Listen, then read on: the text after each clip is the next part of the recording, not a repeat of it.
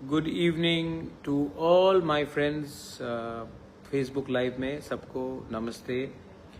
I just wanted to tell you कि कल हमारा गरिया है और मैं सबको गरिया के गरिया पूजा के टाइम मैं सबको बोलता हूँ कि अपने परिवार में खुशहाली बांटिए, एक दूसरे से मत लड़िए। इलेक्शन खत्म हो चुका है और शांति का वातावरण रखिए। गरिया कोई भी पॉलिटिक्स से हजार साल बड़ा है और उसका अहमियत भी बहुत ज़्यादा है। It is more valuable to us than any politics. तो मैं गरिया पूजा के कल गरिया पूजा के अवसर में मैं आप सबको बोलता हूँ कि दुश्मनी छोड़ो, भाई भाई से हाथ मिलाओ, दोफा को सामने रखो और प्लीज़ फाइट मत करो।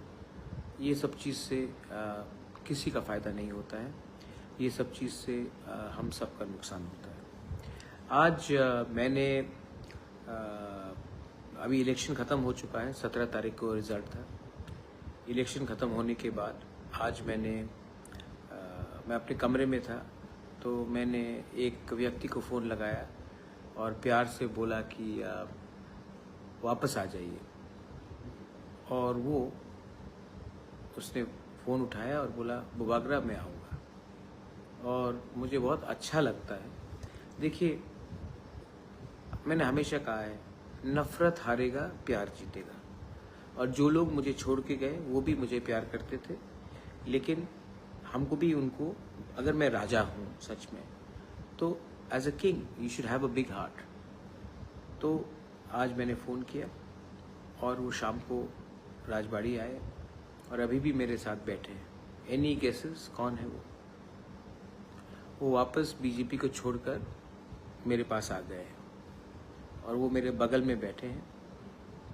कोई गेस करना चाहता कौन है? नमस्ते बोल दो अनंत बाबू।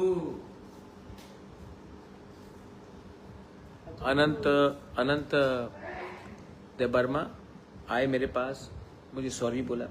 उनका उम्र है, मैंने कहा सॉरी बोलने का दरकार नहीं है, गलती सबसे होता है। इनको किसने खेला मुझे मालूम है, किसने पैसा ऑफर किया और किसने धोखा दिया मैं जानता हूँ, लेकिन है तो अपना तीपरा सा। तो मैंने सब चीज़ को मत रोइए, तो डोंट बी इमोशनल, दुखी हो रहा है।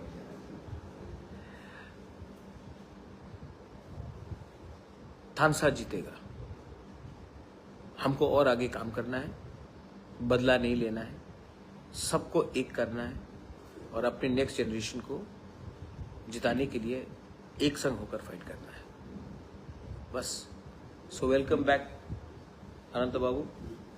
आप 12 दिन बीजेपी में थे, अब मरते दम तक मेरे साथ रहिए, अपने दोफा के साथ रहिए। हाँ कि नहीं अनंत बाबू?